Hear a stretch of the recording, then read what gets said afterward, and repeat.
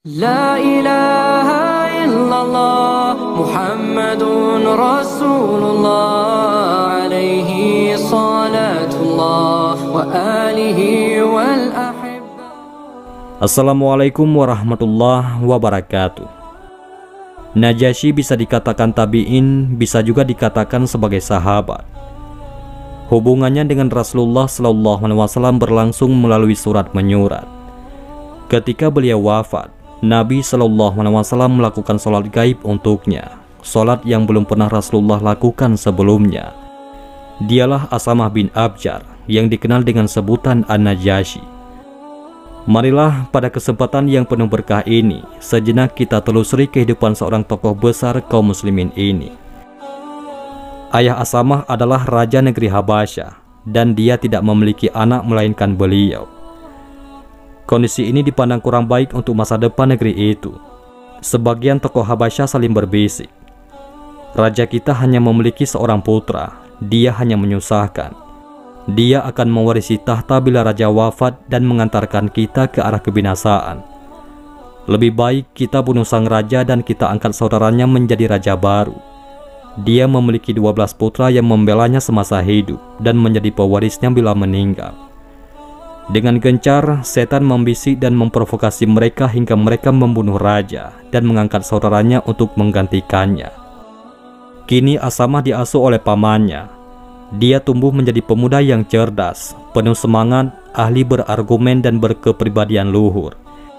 Ia menjadi andalan pamannya dan diutamakan lebih daripada anak-anaknya sendiri. Namun, setan kembali memprovokasi para pembesar Habasyah. Mereka kembali berembuk. Di antara mereka berkata, "Kita khawatirkan bila kerajaan ini jatuh ke tangan pemuda itu, pastilah dia akan membalas dendam atas kematian ayahandanya dahulu." Akhirnya mereka menghadap raja dan berkata, "Tuanku, kami tidak bisa merasa aman dan tentram bila tuan belum membunuh Asamah atau menyingkirkannya dari sini.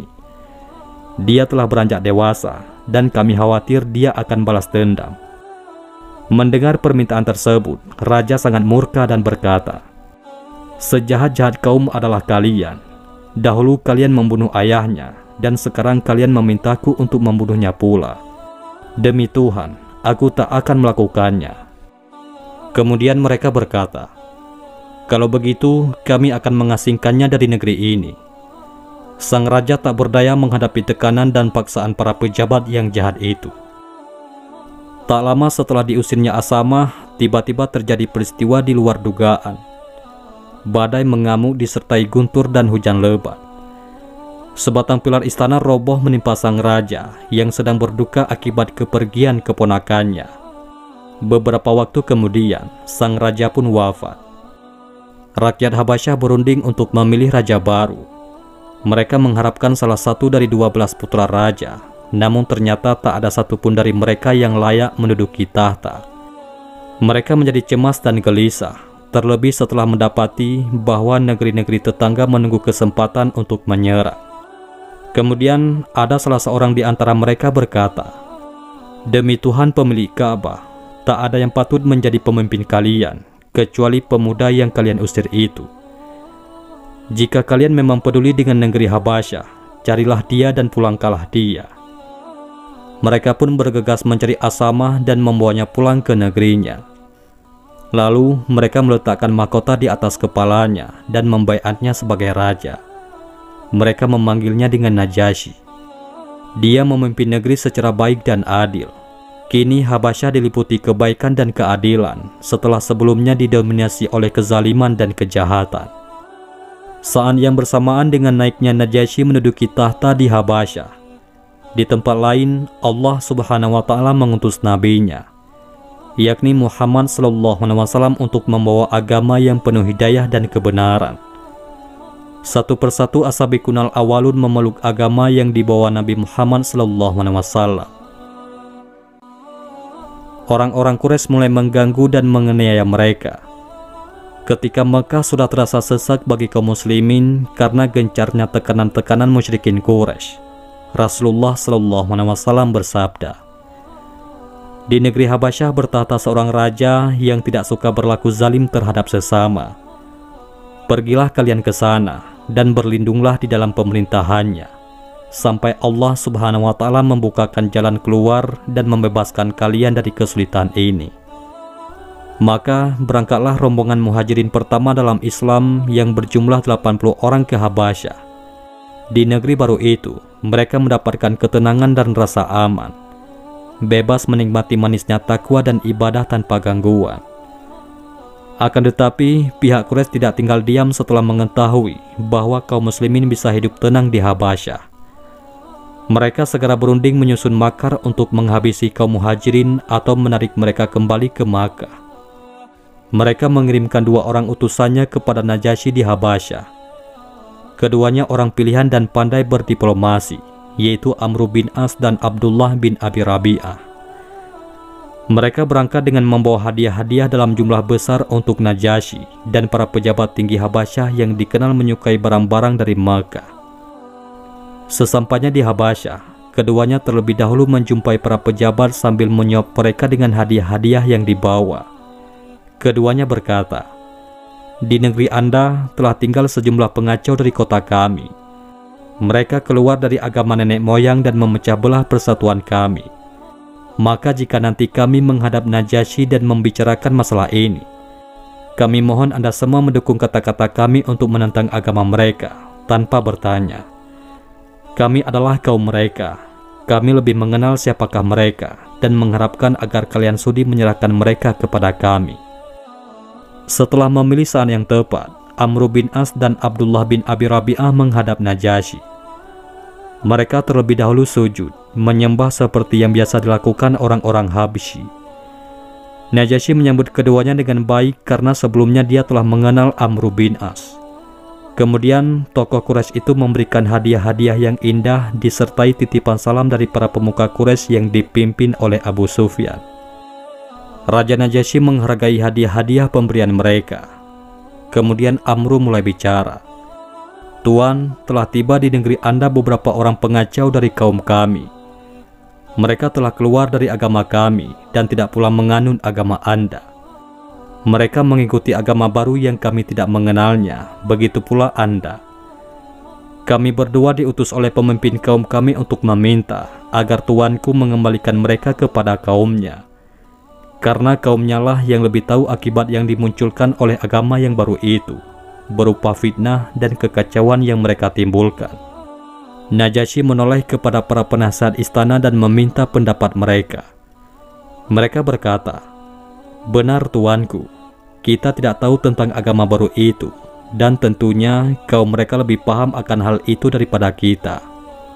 Najasyi berkata, "Tidak demi Tuhan, aku tidak akan menyerahkan mereka kepada siapapun sebelum mendengarkan keterangan mereka sendiri dan mencari tahu tentang kepercayaan mereka.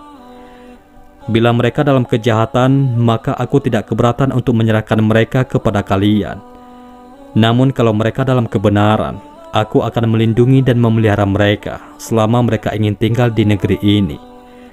Demi Tuhan, aku tidak akan melupakan karunia-Nya kepada diriku yang telah mengembalikan aku ke negeri ini karena ulah orang-orang yang keji." Kaum muslimin yang hijrah itu pun dipanggil Najasyi ke istana. Mereka menjadi bertanya-tanya, lalu saling bertukar pikiran sebelum berangkat.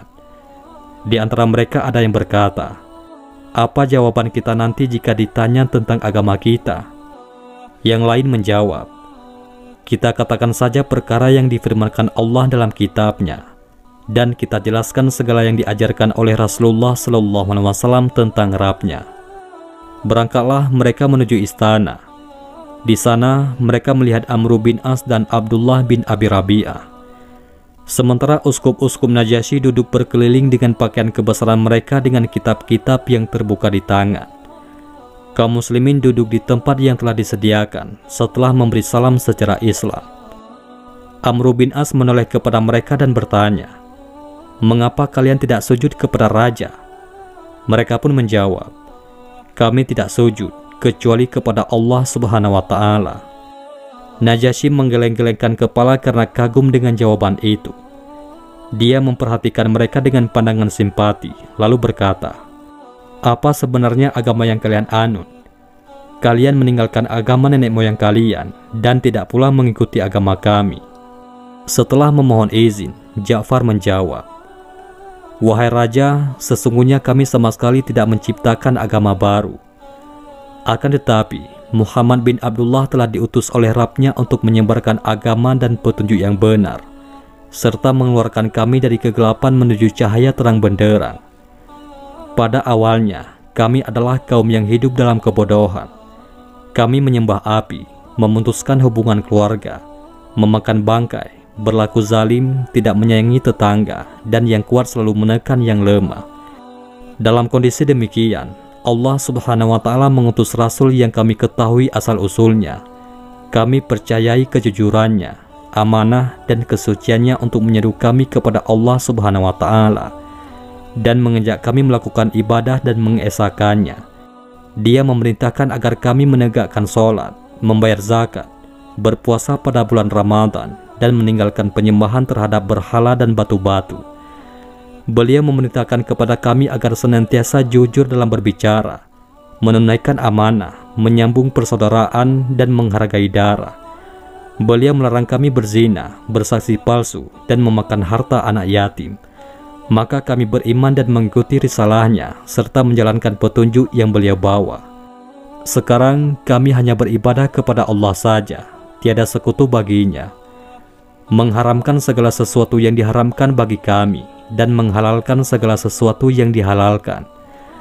Akan tetapi, kaum kami memusuhi dan menyiksa kami, agar kami kembali kepada agama nenek moyang, agar kami kembali menyembah patung-patung berhala setelah menyembah Allah Subhanahu wa Ta'ala.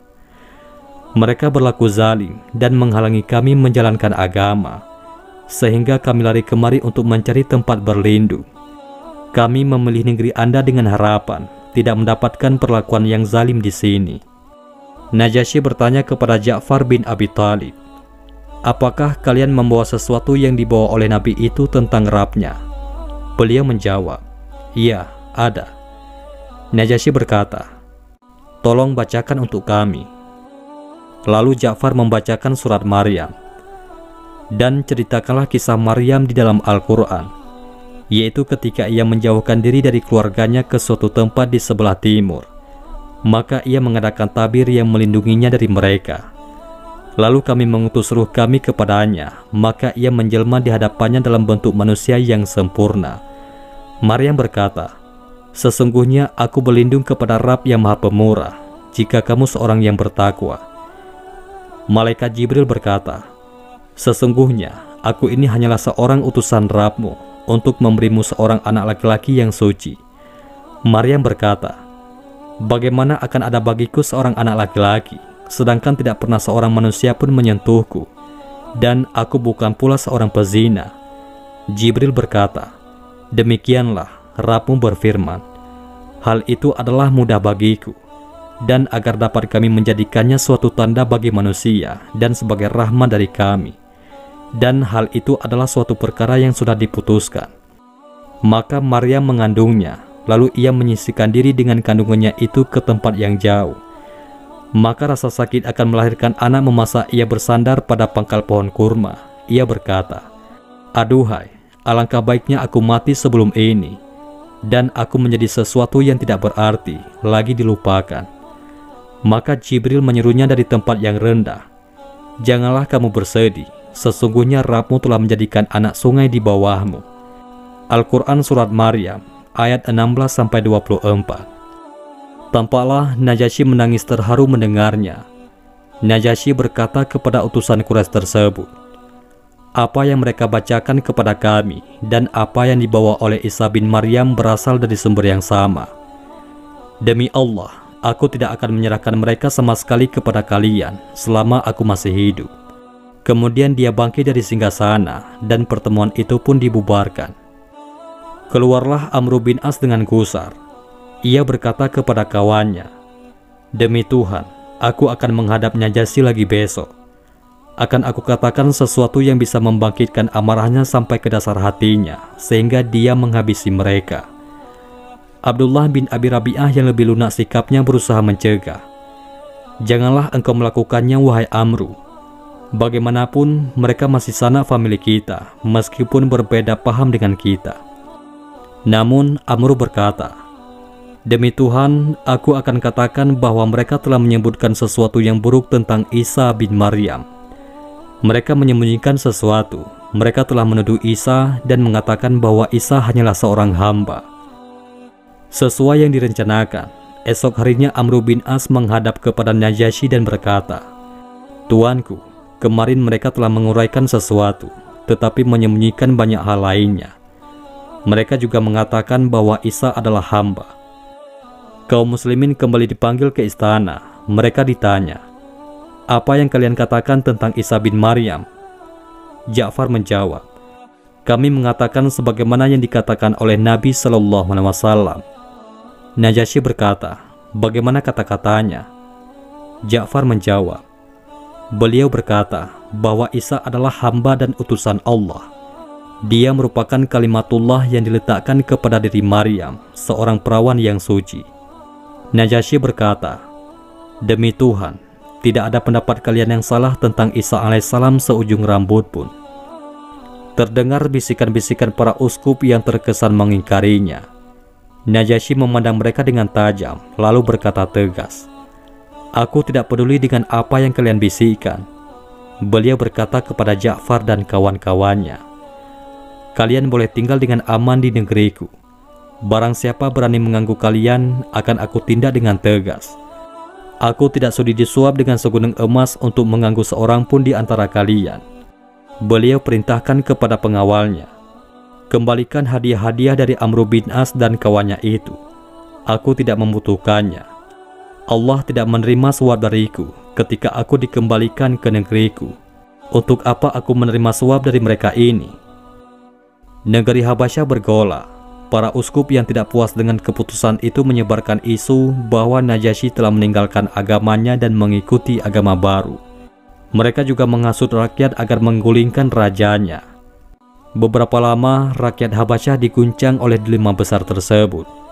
Bahkan beberapa orang ingin membatalkan baiatnya kepada Najasyi.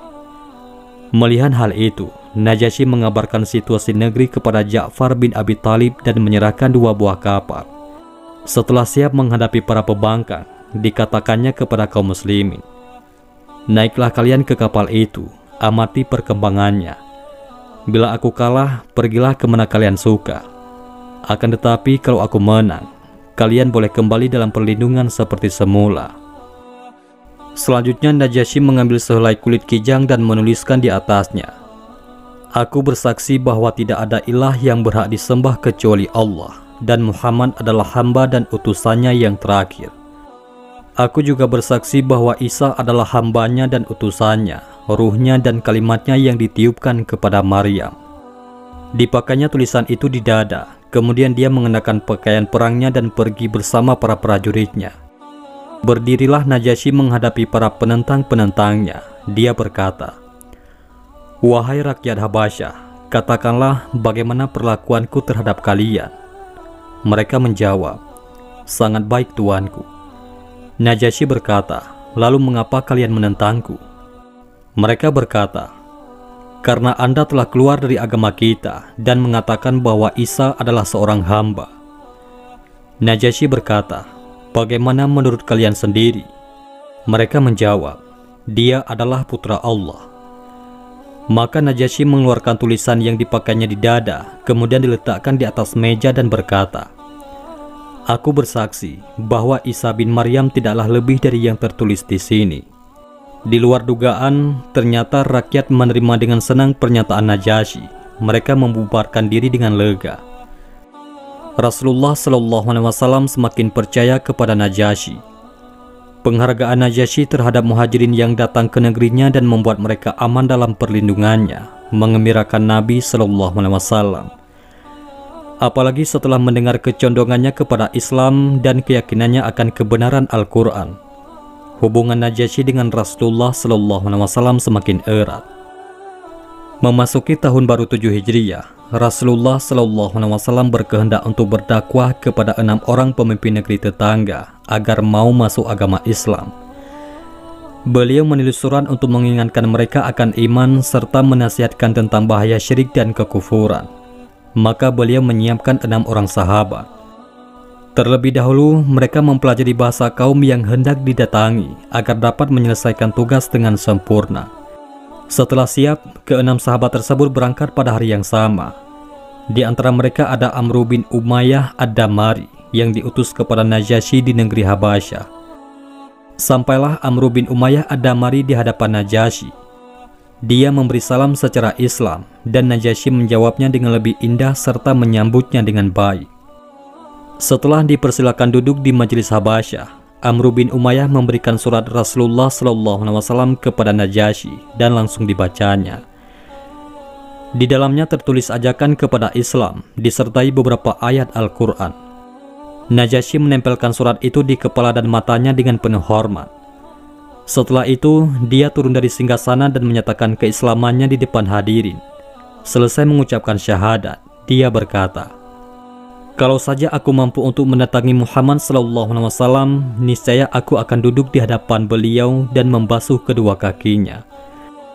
Kemudian beliau menulis surat jawaban pendek kepada Rasulullah SAW yang berisi pernyataan menerima dakwahnya dan keimanan atas kenabiannya. Selanjutnya, Amr bin Umayyah menyodorkan surat Nabi SAW yang kedua. Dalam surat itu, Rasulullah SAW meminta agar Najasyi bertindak sebagai wakil untuk pernikahan beliau dengan Ramlah binti Abu Sufyan, yang termasuk rombongan muhajirin ke Habasyah. Sedangkan Ramlah, yang biasa dipanggil Ummu Habibah itu, memiliki lika-liku hidup yang berakhir dengan kebahagiaan. Meski sepintas, marilah kita simak perjalanannya. Ramlah binti Abu Sufyan adalah salah satu penentang kepercayaan ayahnya, yaitu sang pemuka Quraisy itu. Dia menyatakan keimanannya kepada Allah Subhanahu wa Ta'ala dan Rasulnya bersama suaminya, yakni Ubaidullah bin Jahsy. Oleh karena itu, pasangan suami istri ini termasuk yang mendapat gangguan dari orang-orang Quraisy. Keduanya ikut dalam rombongan muhajirin yang berlindung kepada Najasyi di Habasyah demi mempertahankan dinullah.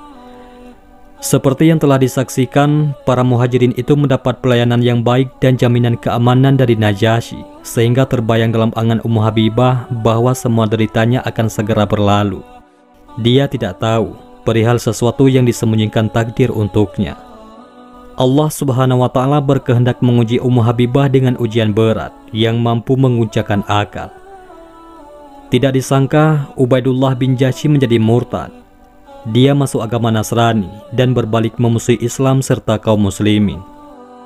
Pekerjaannya hanya duduk-duduk di tempat maksiat dan menjadi pemabuk berat. Bahkan dia memberikan tawaran kepada Ummu Habibah, ikut agama Masehi seperti dirinya atau diceraikan. Di hadapan Ummu Habibah ada 3 pilihan yang sulit. Pertama, mengikuti suami dan menjadi seorang Nasrani, yang demikian dia akan dikutuk dunia dan akhirat. Kemudian yang kedua, yaitu kembali kepada ayahnya di Mekah yang masih hidup dalam kemusyrikan. Dan yang ketiga, tetap di Habasyah, seorang diri dalam pengasingan bersama putrinya, yaitu Habibah. Akhirnya, beliau mengutamakan ridha Allah Subhanahu wa Ta'ala di atas segala masalah, dan bertekad tetap tinggal di Habasyah bersama muhajirin lainnya, sampai Allah Subhanahu wa Ta'ala menunjukkan jalan keluar. Tak berselang lama, beliau merasakan duka cita. Suaminya mati dalam keadaan mabuk. Setelah masa iddahnya habis, datanglah pertolongan Allah untuknya. Pagi itu amat cerah, saat terdengar suara kutukan di pintu rumah Ummu Habibah. Ketika dibuka, seorang wanita utusan Najasyi memberi salam dan berkata, "Tuanku Najasyi mengirimkan salamnya untuk Anda dan berpesan bahwa Muhammad Rasulullah SAW telah meminang Anda. Baginda Najasyi ditunjuk sebagai wakil untuk akad nikah. Maka bila Anda menerima pinangan itu, bersiaplah segera menunjuk pihak yang menjadi wali Anda." Betapa tidak terukur kebahagiaan Ummu Habibah. Beliau berkata kepada utusan tersebut, "Semoga Anda mendapatkan kebahagiaan dari Allah. Semoga Anda mendapatkan kebahagiaan dari Allah."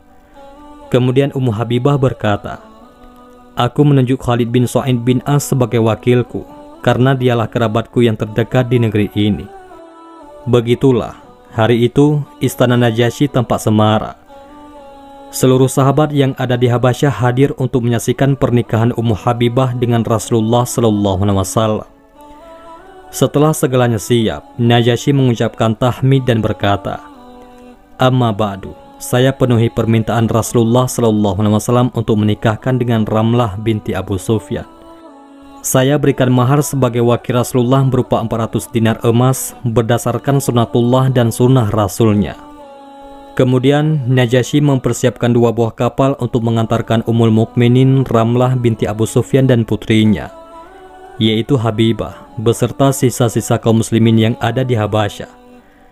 Sejumlah rakyat Habasyah yang beriman kepada Allah dan Rasulnya turut bersama mereka.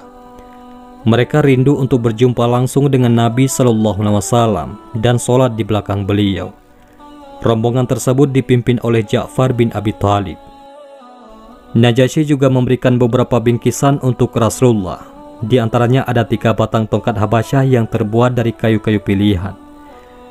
Di kemudian hari, 1 tongkat itu dipakai oleh beliau sendiri, dan yang lain dihadiahkan kepada Umar bin Khattab dan Ali bin Abi Thalib. Bilal selalu membawanya bila berjalan di muka Rasulullah SAW. Tongkat tersebut juga biasa didirikan di hadapan Nabi sebagai sutra ketika ditegakkan sholat, yakni tatkala tempat-tempat yang tidak ada masjid atau bangunan lainnya, atau di dalam perjalanan. Pada masa kekhalifahan Abu Bakar As-Siddiq, Bilal yang memegang tongkat itu.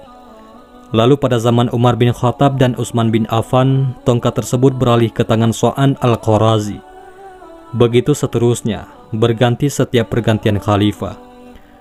Ada juga hadiah perhiasan-perhiasan, diantaranya ada cincin emas. Nabi SAW menerimanya, tetapi tidak dipakai sendiri, melainkan diberikan kepada Umamah, yaitu cucu dari putri beliau, yakni Zainab. Tidak berselang lama sebelum Fatu Makkah, Najasyi wafat. Rasulullah SAW memanggil para sahabat untuk melakukan sholat gaib. Padahal Nabi SAW belum pernah sholat gaib sebelum kematian Najasyi dan tidak pula setelahnya. Semoga Allah meridai Najasyi dan menjadikan surganya yang kekal sebagai tempat kembalinya. Sungguh, dia telah menguatkan kaum muslimin di saat mereka lemah, memberikan rasa aman di saat mereka ketakutan. Dan dia melakukan hal itu semata-mata karena mencari ridha Allah Subhanahu wa Ta'ala. Wallahu a'lam bishawab. Mudah-mudahan ini semua bermanfaat. Assalamualaikum warahmatullahi wabarakatuh.